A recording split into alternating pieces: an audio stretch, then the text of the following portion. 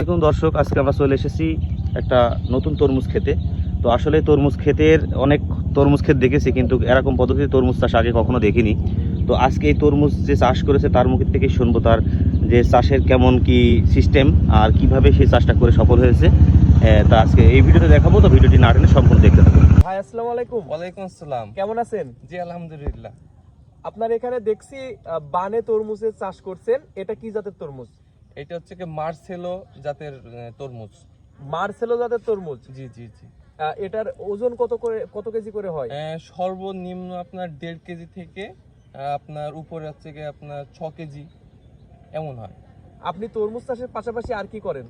আমি তরমুজ চাষের পাশাপাশি পড়াশোনা করি। আমি এবার হচ্ছে অনার্স ফার্স্ট ইয়ারে পড়ছি আর কি। তো আপনি লেখাপড়ার পাশাপাশি তরমুজ চাষ করেছেন? জি জি জি, আমি লেখাপড়ার পাশাপাশি তরমুজ চাষ করছি। তো এত কাজ রেখে এত চাকরি রেখে কেন মনে হলো তরমুজ চাষ করতে হবে? মানুষের কেন চাকরি করা লাগবে বা কেন হচ্ছে কি বাইরে যাওয়া লাগবে? এত নিজের দেশে থেকে আমি টাকা করতে পারছি, আমি টাকা আর্ন করতে পারছি। কারণ আমি দেখেন, আমি হচ্ছে মানুষ কিভাবে করে, মানুষ করে মাটিতে। আমি কেন মাটিতে করতে যাবো? আমি নতুন ভাবে করবো। মানুষ কেন বিদেশ যাবেন? নিজের দেশেই আমি হচ্ছে গিয়ে টাকা আর্ন করতে পারছি। আমার এক একটা তরমুজই, আমার এক একটা 500 টাকার নোট। আমার যে বইটা দেখছেন, এই বইতে এরকম হাজার হাজার তরমুজ আছে। তো প্রত্যেক 500 টাকার নোট আমার এখানে।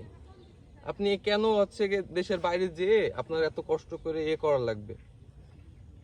তো আপনার এই যে জাতের তরমুজ, এটা বর্তমান বাজারে কত টাকা করে বিক্রি হচ্ছে? ও, আমার এই জাতের তরমুজ এখন বিক্রি হচ্ছে আপনার 100 টাকা কেজি দরে বিক্রি হচ্ছে বাজারে। আচ্ছা, তো এখানে আপনার কতটুকু তরমুজ আছে?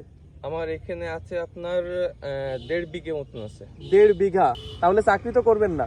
না, কেন চাকরি করব? আমি তো দেশে আমি চাষ করে, আমি কৃষকের ছেলে, আমি হচ্ছে গিয়ে যদি আমি চাষ করেই, চাকরিতে আমার কত টাকা দিবে? আমি যদি নিজে চাষ করে লাখ লাখ টাকা ইনকাম করতে পারি প্রতি মাসে, কেন আমি চাকরি করতে যাব? কিন্তু আমি শিক্ষিত হয়েছি বলে আমার চাকরি করতে হবে এরকম তো না। আমি শিক্ষিত বললেও আমি কৃষক হতে পারি, তো হয়ে আমরা চাষ করতে পারি। আমাদের যত আমরা স্টুডেন্ট আছি তারা হচ্ছে গিয়ে বেকার বসে না থেকে সবাই একটু চাষের পরে করি, চাষটা নিয়ে হচ্ছে গিয়ে আমরা গবেষণা করি।